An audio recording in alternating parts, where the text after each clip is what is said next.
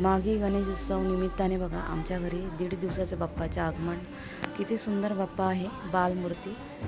दादा आणि बाबा आणि सगळे बच्चे कंपनी गेले होते आणायला. हे बघा. आणि नंतर आणल्यानंतर कॉलनीच्या इथे आमच्या ह्यांनी घेतला बाप्पा.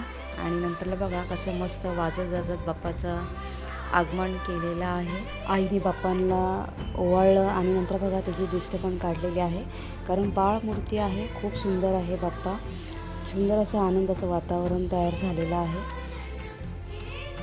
आम्ही गणपती आदल्या दिवशी आणतो, कारण त्या दिवशी गणेश जयंती असते ना, तेव्हा खूप घाई गडबड होते. भट काका सकाळी सकाळी येतात 6-7 वाजता, म्हणून मग सकाळी जाणं पॉसिबल होत नाही बाप्पाला आणायला. म्हणून आम्ही आदल्या दिवशी रात्रीच घेऊन येतो.